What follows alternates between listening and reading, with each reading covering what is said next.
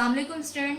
In this lecture, I am going to start from third law of combination, that is law of multiple proportion.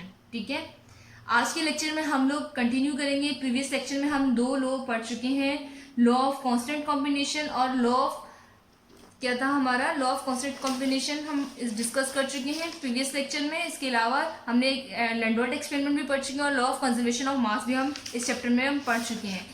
आज के lecture में हम start करेंगे law of multiple proportion से. ठीक है, law of multiple proportion हमें क्या कहता है, इसकी स्टेटमेंट क्या है. It state that if two elements combine to form more than one compound, the masses of one element that combine with the fixed mass of the other element are in the ratio of small whole number or some multiple of it.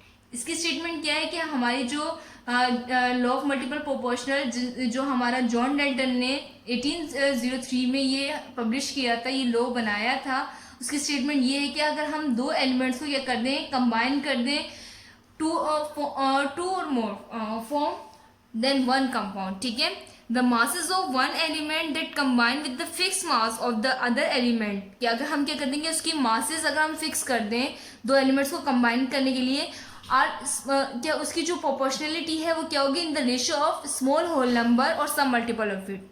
अगर ये statement समझ नहीं आए तो इस example से ये statement समझ आएगी. एग्जाम्पल में हम क्या कर रहे हैं, दो चीज़ें ले रहे हैं, एक कार्बन मोनोऑक्साइड और एक ले रहे हैं कार्बन डाइऑक्साइड. कार्बन मोनोऑक्साइड का फॉर्मूला CO और कार्बन डाइऑक्साइड का फॉर्मूला क्या होता है, CO2. मतलब इसमें एक कार्बन एक ऑक्सीजन है, जबकि इसमें क्या है, एक कार्बन दो ऑक्सीजन है. जब हम इसको मिला रहे तो कार्बन की क्वांटिटी तो दोनों में सेम है, यहाँ भी एक कार्बन है और एक कार्बन है, और इसका क्या है, एटॉमिक मास हमारा कार्बन का क्या होता है, 12 होता है.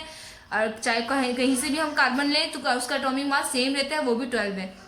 जबकि ऑक्सीजन हम क्या कर रहे हैं, ऑक्सीजन की तादाद एक जगह हमारे पास एक मौजूद है और एक जगह हमारे पास ऑक्सीजन की तादाद दो मौजूद है. तो इसीलिए यहाँ ऑक्सीजन का जो एटॉमिक मास है ये 16 लिखा हुआ है, और जबकि यहाँ 32 रीजन क्या है इसका 32 लिखने का, कि 16 मल्टीप्लाई बाय 2 लिखा हुआ है. मतलब दो तादाद हमारी मौजूद थी, दो कार्बन दो ऑक्सीजन मौजूद थे, इसलिए हमने इसको 16 से मल्टीप्लाई करवा दिया. ठीक है, और ये 16 एक था, मतलब कार्बन हमारे पास जो ऑक्सीजन एक था, 1 से मल्टीप्लाई करवाओ तो 16 1 से 16 ही रहता है.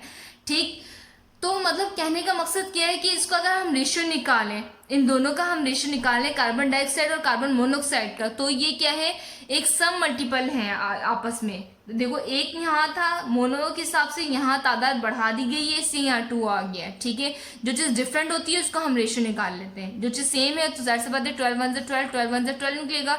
यहाँ क्या होगा, 16 1 से 16, 16 2 से 32, तो 1:2. तो ये हमारा इस हिसाब से क्या है, कॉम्बाइन किया हुआ है.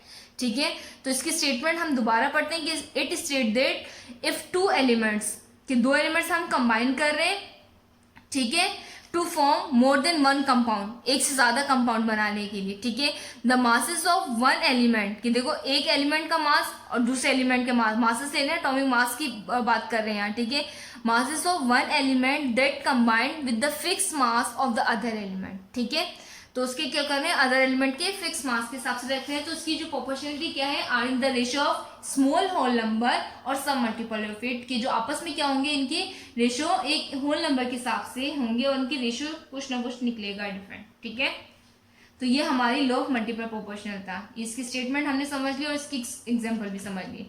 नेक्स्ट हम आगे जो हमारा लॉ है, जो 4 लॉ है, वो लॉ ऑफ रेसिप्रोकल प्रोपोर्शन है. ठीक है, हमारा नेक्स्ट क्या है, law of reciprocal proportion. Law of reciprocal proportion हमें क्या कहता है, अब हम ये पढ़ते हैं इस स्टेटमेंट में.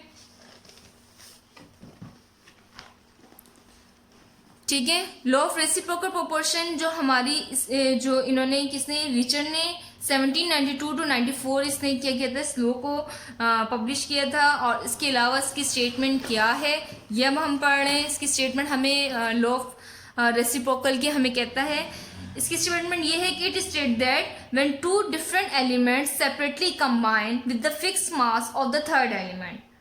क्या बात बोली इन्होंने, अगर हम क्या करें, दो डिफरेंट एलिमेंट्स को अलग-अलग कंबाइन करवाएं और उसकी fix mass of the third element, ठीक है, किसी थर्ड एलिमेंट के साथ, the proportion in which they combine with the one another shall be as in the same ratio और सम मल्टीपल ऑफ इट. ठीक है, तो इसकी स्टेटमेंट है. इसकी स्टेटमेंट समझने से पहले हम क्या करते हैं, इसकी एक एग्जांपल समझते हैं ताकि इसकी स्टेटमेंट अच्छे से समझ में आ जाए.